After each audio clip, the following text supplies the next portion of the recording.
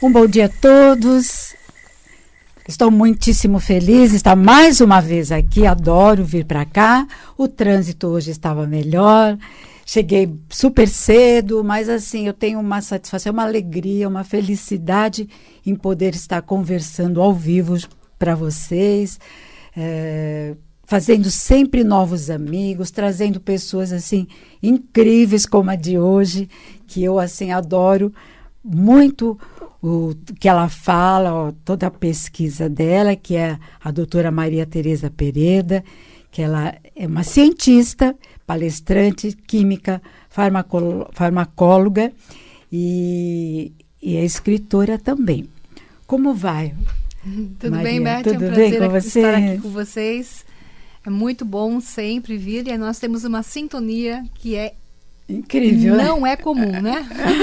Mas eu admiro muito o seu trabalho, admiro as suas pesquisas e eu tenho assim prazer de chamá-la aqui porque eu sei que eu posso trazer qualquer assunto que você desenrola facilmente, viu? Então, porque estamos assim, o carnaval já começou referindo-se a alguns estados do Brasil, né? Isso. Ele já se iniciou. Então, eu queria muito que você falasse um pouquinho do carnaval, mas a origem do carnaval, sim, o seu simbolismo espiritual. Sim, sim. Né? Porque o carnaval, eu sei, todo mundo sabe que é uma festa que arrebata multidões para as ruas, promove desfiles suntuosíssimos e com muita comida farta e muitos excessos também. Sim, sim. Mas assim, eu gostaria, você como uma pesquisadora, uma cientista, falasse para todos nós que estamos ouvindo qual as raízes reais do carnaval, por favor. Ok. A primeira e mais importante colocação é que toda a informação se perdeu no tempo, não só no carnaval, mas a origem mítica e até religiosa, o que se transformou em religião, o fundamento real que havia na história da humanidade se perdeu. Por isso que quando nós perdemos a memória, nós perdemos a real informação e tudo se transforma de uma maneira que se transforma em religiosismos ou mitologias, misticismos, e geralmente distorcidos. Que não tem nada a ver com o carnaval, a não origem só, né? do carnaval, das raízes do carnaval, não tem nada a ver com o nosso carnaval hoje. Exato. O que existia no passado, a gente tem que voltar sempre numa linha de tempo que conseguimos retroagir. Então vamos voltar ao Antigo Egito, bem antes dos tempos onde oficialmente. Tudo começou, né? Praticamente. Né? Da nossa linha de tempo, sim. Né? Então, no Antigo Egito, você tinha a influência espiritual. Então, a ciência e a espiritualidade eram uma coisa só. E você tinha, depois dos egípcios, obviamente, até os fenícios aproveitaram muito da informação que havia lá, trazendo da Mesopotâmia e do Egito, e levaram isso para o mundo. Então, a origem primária do carnaval foi carregada pelos fenícios, que levaram para a antiga Roma e transformaram aquela informação muito mais espiritualizada em uma festividade onde entram as bacanálias, né? Entra as saturnálias, que eram as festas onde entrava a bebida e o caos. Então, a questão do caos nunca ficou explicada na Grécia Antiga. Simplesmente havia um momento onde, por exemplo, as mulheres que eram tão reprimidas podiam festejar as suas festas sem homens, né? Exemplo, na Grécia Antiga. E nesse momento elas podiam beber, dançar, fazer o que elas queriam, porque era uma sociedade machista. Era uma orgia, virava uma orgia? Então, a orgia surge depois por causa da bebida das bacanalhas. E para ser uma orgia em si, por exemplo, na parte sexual, aí entrou os ritos ligado à plantação, cultivo, no momento em que as colheitas eram feitas, por isso as uvas, né? As colheitas eram feitas, havia toda uma ode ao poder da criação. Mas a origem do carnaval é simplesmente entender que toda ordem surge do caos. E o caos é fundamental no processo da criação. Então, é um rito de passagem, onde temos a ordem, aí surge o caos, mas é do caos que surge a nova ordem universal. Então, dentro da ciência, da cosmogonia, na simbologia mais antiga, você tem sempre isso. O problema é que, quando o homem entra na informação e não tem mais o seu conhecimento real, ele a transforma dentro do seu sistema de ego e aí acaba alterando. Então, eu só vou dar uma lidinha aqui, um texto que é do meu querido Antônio Farjani, mitólogo. Eu vou te cortar, só avisando o nosso público que você também pode estar vendo o programa pelo Facebook da Rádio Mundial e compartilhe, viu, gente? Pode também entrar, fazer perguntas, não sei se dá tempo de responder, mas mais tarde a Maria Pereda vai estar respondendo as perguntas que porventura vocês fizerem. Mas entre ali no Facebook da Rádio Mundial, você vê a gente ao vivo e a cores. Eu vou dar umas pitadinhas aqui no texto do Antônio Farjani, que é um especialista em religião e mitologia comparada e astroteologia. Então ele diz assim que a questão da informação do carnaval que nós temos hoje, ela veio pelos fenícios, nos ritos de Dionísio, que renasceram na forma do carnaval bem no coração do Império Português do Novo Mundo. Então os portugueses trouxeram essa informação para o Brasil. O carnaval não é brasileiro, tem gente que acha que é, né? Uhum. E não é. Na verdade, ele veio pelos portugueses, trazido por causa da influência dos fenícios. E aí se misturou elementos da África e Mesoamérica, terras que são ditas como tendo sido conhecidas até pelos fenícios antes da história oficial, né? E aí Veneza foi um ponto central no renascimento do carnaval, ou até naquela concepção da bacanalha, que é beber e entrar em perda de consciência e orgias, né? Mas no passado essa história não era assim, com essa configuração, porque no Antigo Egito você tinha o barco de Osíris, né?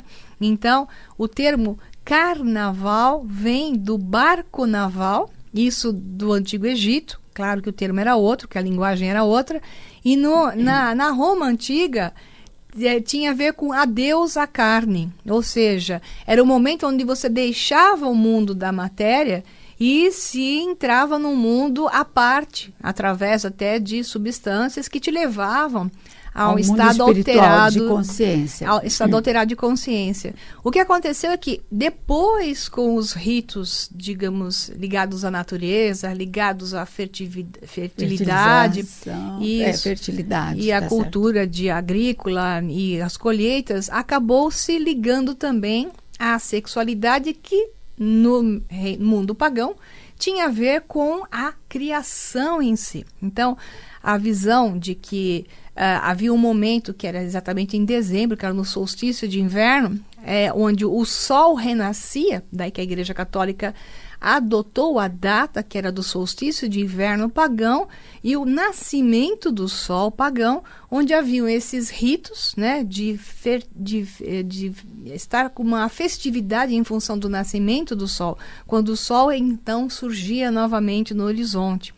E acabou se misturando tudo, tanto o que havia na época do equinócio de março, que era a entrada da primavera, com os ritos e solstícios de inverno, e virou uma festa só. Quer dizer, praticamente o carnaval perdeu a sua origem. Exato, exato. E no Brasil, eu acredito que em todos os países que nós temos no planeta, o Brasil ainda é o carnaval, assim, vamos dizer, mais suntuoso, exuberante que nós temos. Mas nada a ver. Ele virou um rito de matéria, né? De matéria, mas perdeu o seu conceito de passagem, da sua origem, perdeu a sua festividade de criação, né, da natureza, a natureza se recriando, o universo se recriando, e o próprio homem passando de uma fase para outra numa expansão de consciência. São essas coisas que se perderam com o tempo. Sim, mas a questão do simbolismo das máscaras, o porquê das máscaras? Então, as máscaras vêm da época do Antigo Egito, onde se representavam deuses usando máscaras. Então, é uma longa discussão, vou me ater à questão da máscara e não à real origem da máscara, senão nós vamos precisar de muita informação aqui. Mas começou com os gregos? Então, os egípcios já aplicavam aos seus deuses as máscaras. Aí os gregos, que tudo copiaram do Egito, né? Tudo, né? Exato, uma mistura de fenícios que trouxeram da Mesopotâmia antiga, né? Antiga Suméria e por aí. E os egípcios. Então, os gregos se formaram com informações de 2 polos fundamentais de sabedoria. Daí que eles aplicaram também a questão das máscaras. Mas as máscaras tomaram força mesmo a partir da Roma Antiga, onde, para quebrar, digamos, aquele poder do homem sobre a mulher, né? E o próprio homem também poder não cumprir com os seus ritos domésticos digamos, de seguir o casamento, usava-se máscaras onde as pessoas podiam ter liberdade à vontade de fazer o que quisessem. Mas a origem da máscara não é essa. A origem da máscara para os egípcios era a questão da multidimensionalidade. É a questão de que nós não somos apenas a matéria que nós estamos vendo. Nós temos várias faces, por isso que se fala das várias faces de Deus. Nós temos várias faces, nós temos várias expressões de nós mesmos. Então, esses vários rostos, como as divindades hindus, né, que têm várias faces, representa a expressão do divino sobre diversas qualidades. Então, a máscara te dá várias possibilidades de expressão de qualidade. É quase a mesma expressão que os americanos usam hoje com o chapéu. Eles falam, eu vou mudar o meu chapéu, change the hat, né? Então, você põe o chapéu do trabalhador, você põe o chapéu de pai, você põe o chapéu, eles usam essa expressão, vou pôr o meu chapéu, que é o boné, né? Então, os americanos usam a expressão do boné, igual o antigo Egito usava as expressões para das as máscaras. Ou os hindus utilizavam as várias faces que se expressavam. Então, o simbolismo mais profundo do carnaval, então, é espiritual. Você sabe que eu fiz assim, uma leve pesquisa, né, para poder conversar com você, e eu mesmo fiquei assim admirada de ver a origem simbólica do carnaval como uma origem espiritual. Sim, e sempre. Hoje nada a ver com o carnaval que nós temos hoje, né? Sempre foi, é porque o homem moderno perdeu a noção da sua origem, não sabe de onde veio, portanto, se você não sabe de onde veio, só há caos no seu caminho. Então, se você não tem noção da origem, você só vai seguir qualquer caminho. E esse é o problema. O carnaval é um carro naval perdido em qualquer estrada, hoje. Mas não era isso. Só para ter uma ideia desse simbolismo do carnaval, vamos pensar como era visto, né, no carro do barco de Osíris, né, Ísis, que caminhava pelo rio, digamos, Rio Nilo. A visão que eles tinham era uma visão cosmológica. Então, assim, a nível cosmológico, o caos que eles viam como universo, a serpente Apófis, que vinha sempre ingerir o Egito, que era chamada de caos, né? E o deus Ra afastava a serpente com os seus raios poderosos. O caos tenta se apropriar na nossa realidade, do nosso universo, da nossa terra e do próprio homem.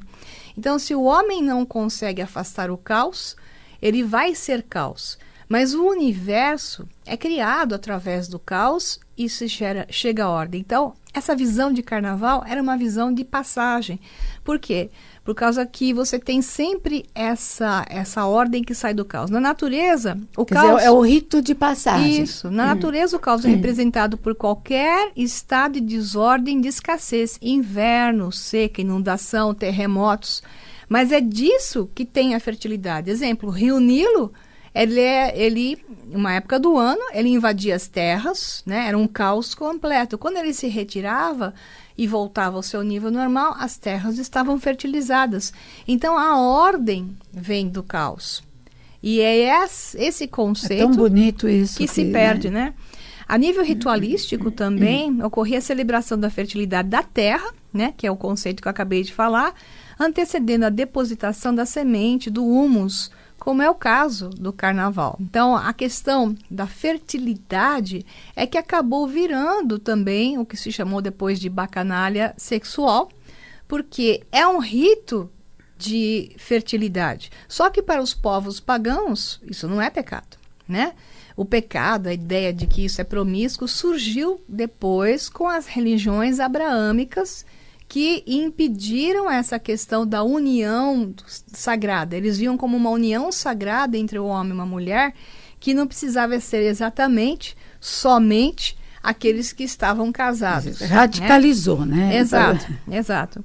Aí no nível social, o caos é representado pela relativização da lei e abolição dos limites, abolição da autoridade, da hierarquia, da instituição da insanidade, embriaguez, procissões cômicas, que tem a ver, né? São zombarias dos governos, e por aí vai. Então, o caos, como estado de desordem, se caracteriza pela ausência de limites, que no plano social se expressa pelo relaxamento das leis, da hierarquia, e por aí vai. Então, tudo isso está dentro do que é a simbologia original do carnaval e que se perde e se vê só o momento de sair pulando e gastar dinheiro em roupa e beber e depois passar mal e depois ficar bom. É o que ficou do carnaval, né? Sim, toda essa informação. E a nível psicológico, né, que também é outro aspecto importante, o caos é representado pela loucura profana, a insanidade tal como a entendemos hoje em dia. Então você... Ora, tem um estado chamado loucura pela sociedade, que pode ser um estado de tremenda criação, e às vezes os que são chamados de loucos são aqueles que geram transformações na sociedade positivas, como momentos criativos de ciência ou nas artes, né? Então, essa loucura profana é quebrar as regras para uma nova ordem que vai ser instalada. Então, na sua opinião, tudo está certo? Quer dizer, o carnaval de hoje, poderíamos chamar que hoje ele virou um caos? Ou é exagero meu? Porque não tem nada a ver com a origem do carnaval o antigo. que acontece, como eu falei, é que as pessoas perderam o sentido da coisa. Então, o carnaval deveria ser uma festividade ligada à natureza, com o foco na natureza, com o foco em colheitas, com o foco na abundância da natureza. Deveria ser uma festa da natureza, uma celebração da natureza, uma celebração do nascimento do sol, uma celebração de um momento de comunhão para um novo processo, um novo nascimento de uma nova humanidade. Então, nesse momento, as pessoas deveriam cantar, dançar, celebrar, né? Mas com o foco da união de um todo, como era, na verdade, em um passado mais distante do que o passado do carnaval romano, que era uma ideia de comunhão com a natureza, fusão, uma espiritualidade de união, de conexão com o todo. E o carnaval hoje se tornou, na verdade, um separatismo, porque ele separa a alma do corpo e se permite apenas que os chakras mais básicos funcionem e não se ativam os chakras superiores. No passado da humanidade, esse processo era um processo de ativação de todos os chakras, era um processo de conexão maior. Por isso até que entrava a figura do deus Baco, aquelas bacanalhas, o deus Baco que é meio homem, meio bode, digamos assim, e era considerado, que coisa horrorosa, mas não se entende que essa figura, na verdade, veio do Antigo Egito, através da figura do bode, no templo de Amon, onde você tem vários bodes na entrada do templo de Amon e você tem aqueles chifres de bode. Todo enroladinho. Isso, como era a representação do deus Baco. De onde saiu essa representação? Do Antigo Egito. E da onde saiu esse chifre? Da onde que a ideia do deus Baco surgiu? E por que ele era a visão de uma certa loucura?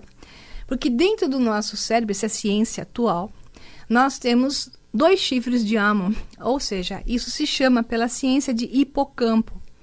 Os cientistas chamam isso, neurocientistas, eles escrevem até, interessantemente, nos seus artigos publicados, a região do cérebro do hipocampo e colocam entre parênteses ou aspas, ou eles colocam assim, chifres de Amon. Porque que nós temos esse embutido, vamos dizer, exatamente dentro, no cérebro. Em cada área lateral do cérebro, nós temos esse cornete enrolado, que é exatamente aquele chifre de bodezinho enrolado, que são as áreas, segundo a neurociência, que fazem com que você analise as realidades que estão à sua frente, não só esta, como realidades paralelas. Então, é a capacidade de discernir entre o certo e errado, entre as várias possibilidades que estão à sua frente, você utiliza esses dois lados do cérebro. Então, quando você está alinhado com, digamos, aquilo que você está decidindo na sua frente, você toma decisões coerentes, os chifres de Hammond estão ativados, ou seja, o hipocampo, essa região de cornetas do cérebro estão ativadas e você tem uma capacidade, uma habilidade maior como ser.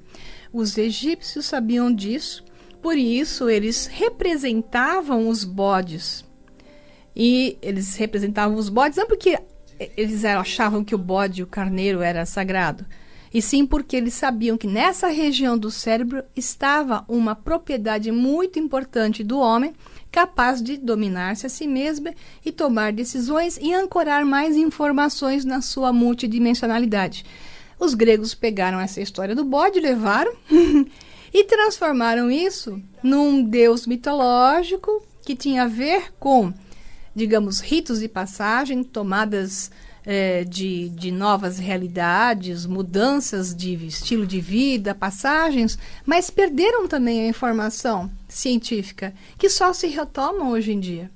Então, até você tem os maçons que se chamam irmãos de bode, bode para cá, bode para lá, eles também não entendem isso, porque eles também perderam a informação. Por que do bode? Só a neurociência hoje explica, né, a importância desses pontos centrais do nosso cérebro, de cada lado, que são áreas onde você se torna mais desperto, mais capaz de si mesmo. E depois você vê a distorção. Aí depois se demonizou uma coisa que nada a ver. Infelizmente, nosso tempo já se esgotou, mas você vai voltar aqui. Com muito prazer. Por favor, segunda-feira. Segunda-feira, né? Segunda-feira você vai estar aqui novamente para a gente falar sobre um outro assunto. Gostaria que, então, você se despedisse e deixasse um contato, por favor, okay. Pereda. Quem quiser entrar em contato comigo pode entrar pelas páginas do Facebook. A mais ativa é Facebook.com/O Sol Negro -livro, que é a minha trilogia de livros, né, que eu escrevi. Também podem procurar Maria Pereda -M.C. Pereda, que é meu nome como escritora, MC Pereda, e o meu canal do YouTube, que é Maria Pereda, e você digita também O Sol Negro 11, tudo junto, para poder me localizar mais fácil. Muito obrigada. Bom, obrigada. Eu que agradeço. Olha, eu adoro quando você vem aqui. Muito obrigada. Nossa, maravilhosa. Bom, gente, encerrando o nosso bate-papo, você também pode entrar no meu Facebook, ver todas essas matérias, que é Beth Frati. É facílimo de entrar. E eu encerro com uma frase de Augusto Cury que diz o seguinte: quem tem luz exterior, caminha sem tropeçar. E quem tem luz interior, caminha sem medo de viver. Gente, fiquem com Deus. Um maravilhoso final de semana, com muita alegria, com muita diversão e com muita responsabilidade. Um grande beijo. E até segunda-feira, às 7h30 da manhã. Até lá.